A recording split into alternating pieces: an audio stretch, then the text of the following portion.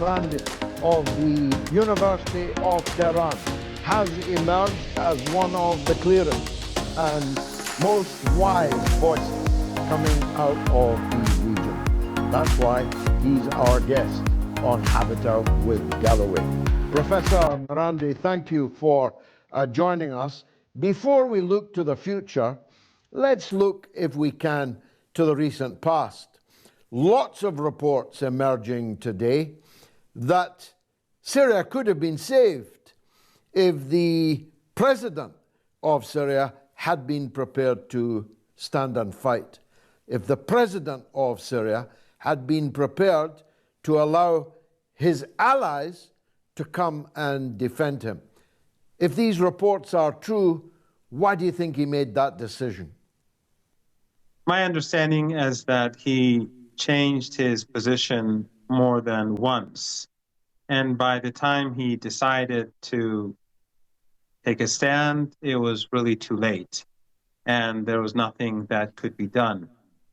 And although it is easy to blame the president or the former president of Syria, I think what we really should take into consideration more than anything else is the fact that the United States and its European allies carried out a dirty war since 2011. We know from the Jake Sullivan email to Hillary Clinton on February the 12th, 2012, where he said Al-Qaeda is on our side in Syria. We know from the Defense Intelligence Agency document of 2012 that U.S. allies in the region wanted to create a Salafist entity between Syria and Iraq. And of course, that Salafist entity was ISIS. And we know that the head of that organization, General Michael Flynn, he said that Obama supported this policy that was being pursued by oil-rich regimes in the Persian Gulf, and Turkey, unfortunately, as well as Jordan. And then we know that Kerry, in a leaked audio, said that the United States, not only did they pay billions of dollars for these extremists, but he also said we allowed ISIS to advance on Damascus. So it's quite clear that the United States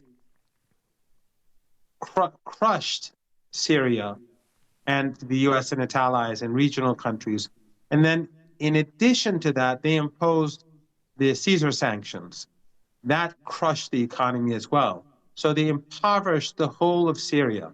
And then to add insult to injury, they occupied northeastern Syria, where we have the agricultural territory and the oil. So the U.S. steals the oil. Trump himself said we're there for the oil, and they steal the grain. So they starved the Syrian people. They've destroyed it through a dirty war. They steal the assets. And I think that under such circumstances, after a period of time, society wears down. And my concern now is that we may see the same thing happen in Cuba, as well as in Nicaragua. And the attempt to do the same thing is, I think, is clear in Venezuela. So the United States is using dirty war and sanctions to bring down countries. As the U.S. declines, it is using the two tools that it has as its weapons. One is the financial institutions, and the other is the military. So the big winner, there are several big winners in this event. One is obviously Turkey, which has supported these Takfiri forces right from the beginning. One is obviously Israel, which is making good on its greater Israel dreams. Right now, as we speak, advancing further and further into Syria, destroying more and more of any potential future military infrastructure to defend the country. But the big winner is the United States. Now, you say it's declined, and I'm frequently guilty of that myself, but it doesn't look like it's in decline today. You're a professor of American studies. Have we not overestimated the rate of decline of the American empire and definitely overestimated the speed and strength with which the new world is going to be born. Well, I'd like to point out that I don't think that this is a win for Turkey. I think it's a catastrophe for Turkey. I think it's a win for Erdogan and his ego. But the burden of Syria is going to fall on the people of Turkey. And I have no doubt that al-Qaeda in Syria is not going to make it a better place. And right now, as you rightly pointed out, the Israeli regime is bombing Syria day and night, occupying new territory, and we see no condemnation from al-Qaeda in Syria or its boss, Jolani, and we see no condemnation from Erdogan. So Syria is being plundered. We've seen the central bank plundered yesterday. We've seen government institutions plundered. We've seen government buildings burnt down. It's going to get worse, and Turkey is going to have to deal with both extremism.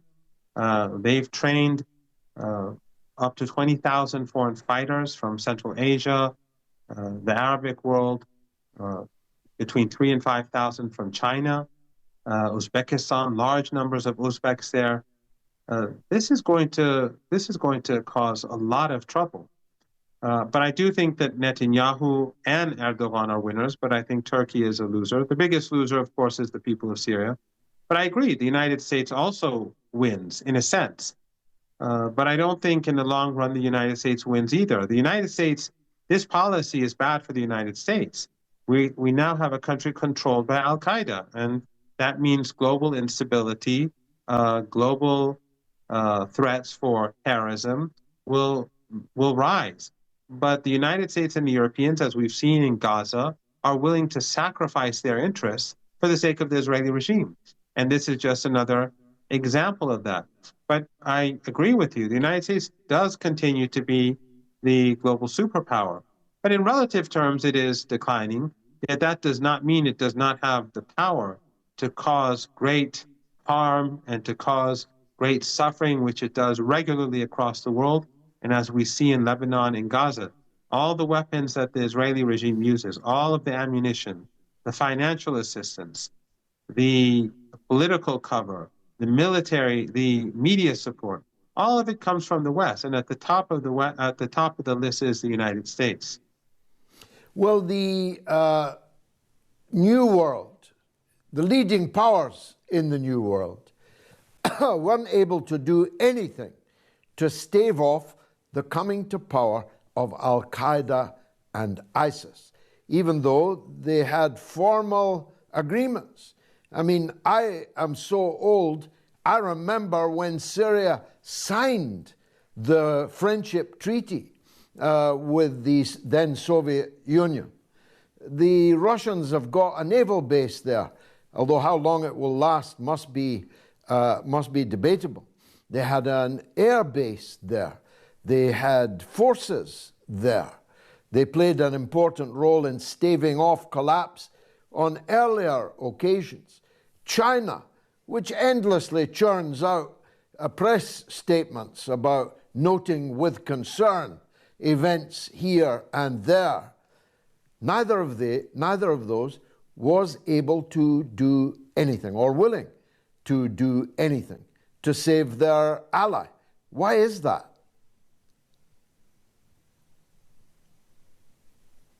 I think there are many reasons. China is a country that is still cautious about making big moves in the political arena.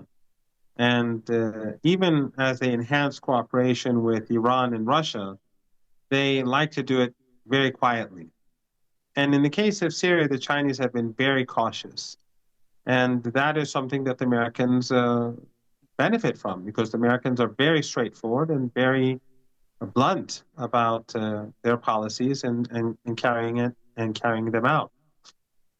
But I also think the biggest problem is that the United States continues to have a hold over the financial institutions that are used globally. And of course, the US dollar plays an enormous role. We saw the BRICS summit, which you participated in, or at least you were in town when it was taking place, a lot of people had great expectations. I think those expectations were a misunderstanding of the reality on the ground. The change is not going to take place overnight, but this is the biggest problem. Countries that the United States chooses to strangle, they cannot breathe easily. Right now, Cuba, over the past few weeks, it hasn't had electricity for most of the time. People have to walk kilometers every day to get to work. Is Cuba a threat to the United States? Is Cuba a danger to the United States? Of course not. It is a poor, small island off the coast of Florida. Yet the United States continues to impose barbaric sanctions against the country because they want to crush it, to show that this is our backyard.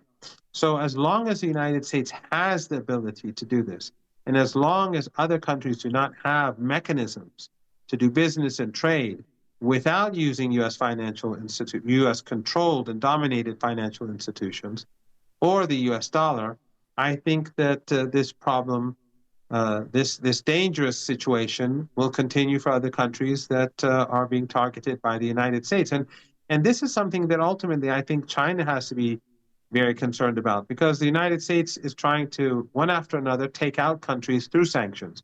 Everyone says that sanctions don't work, but they do. In the case of Syria, we saw how they worked. Now, we've talked about who are the winners. My pick of the biggest loser after the Syrian people themselves, the Syrian women, the Syrian Christians and other religious minorities, they're the biggest losers. But after them, it seems to me obvious that the biggest losers are the Palestinian people. Is their ability to resist now at such a point that they might as well sue for peace? Well, George, you know the Americans better than I, and you know the Israelis better than I. Whenever people sue for peace, they get nothing. The Israelis have never given the Palestinians anything, and they will not give the Palestinians anything now. Unfortunately, Erdogan's betrayal of the resistance turned what was, I believe, a major victory, despite the heavy costs for the Palestinian people and for the people of Lebanon, and for the Syrians who were regularly bombed. And that is another problem. The Syrians were being constantly bombed by the Israeli regime in order to weaken the resistance. But despite that, it was a victory, because the Israeli regime was isolated across the world. It was despised. It's viewed by many as no longer legitimate. It failed to win the war, and as a state with stated objectives, or as a regime with stated objectives, it didn't achieve any of them. But with the collapse of Syria, and we saw Netanyahu speak, and we saw Biden speak. They took credit for the collapse of Syria, and Netanyahu was very open that it was in his interest. He said, "We weakened Hezbollah, and that brought down the regime," and he was very happy. And from what I'm hearing from friends who know a thing or two about Israel, inside Israel, people are very excited about the situation. So it's a fact that Netanyahu scored big on the collapse of Syria, and the betrayal of Mr. Erdogan, who refused to break off ties with the Israeli regime over the past 14 months, refused to end the oil trade. He's been sending cheap oil from Baku and Central Asia during these 14 months, even after Netanyahu and the former genocidal defense minister were declared guilty by the ICC. He still refused to end the oil trade. And of course, other trade continues with the regime, even though he denies it. But Erdogan is, I think, the most important ally of the Israeli regime in the region. Professor, thank you for laying the foundation for our discussion now with the studio audience. I thank you, as always, Professor Mohamed. Patricia Talib, our good friend of the show, is in Lebanon to give an update of reaction in the region. Patricia, tell me, what do you think? The impact of these seismic events is likely to be on Lebanon. Hello, George. Lovely to be here again. In terms of reactions, I think the reaction has been very mixed. And I think that's to a huge extent due to ignorance and a lot of emotions and a lot of American propaganda in the media. But the majority of people realize the threat of these groups coming to arise. In terms of the effects that this could have on the region, it's really, really horrifying. We absolutely have faith in our resilience and our resistance, and the morale in general is high up until now, and probably till the end of time amongst the people and the atmosphere of the resistance and the families of the resistance. But it's something that I think was almost like a joke. It was unbelievable the way that they started rebranding Al Julani, and the way that everything happened. Maybe a day after the ceasefire, they started moving, and how quickly they took the country was insane. So it was something that we know was backed by the entirety of the world once again. They only seem to like armed resistance really when it serves, well, we deem it as armed resistance only when it serves the imperialist interests in the Middle East. The only people who were supporting the Palestinians in Gaza were the Lebanese resistance, Iran, and the people of Yemen, very far away and with very limited resources at their disposal. That's all going to be very, very much more difficult now, isn't it? It is. It's going to stop. They need to find a new way in which to get weapons. And after the war that we've come out from, it's quite brutal. The first few days of the war, a lot of weapons were damaged. A very huge amount of weapons were damaged. They did manage to use a lot of intelligence, the Zionist entity in this and last war. So definitely, Hezbollah needed a moment to breathe and to be able to restore its capabilities to the max. And to the way that they once were. And this, whatever is happening, it's going to result us to support ultimately that this is not going to be an issue for the resistance, because every single problem that we've been faced with, we know that the resistance is going to solve, but this is a massive, massive, massive blow to the resistance. And the likes of Erdogan and the people that share those stories actually have dealt a horrible, horrible, horrible blow to the resistance in Gaza and to the axis of the resistance in its entirety. Patricia, the line is bad, but your message is clear and your heart is strong. I'm always grateful to you.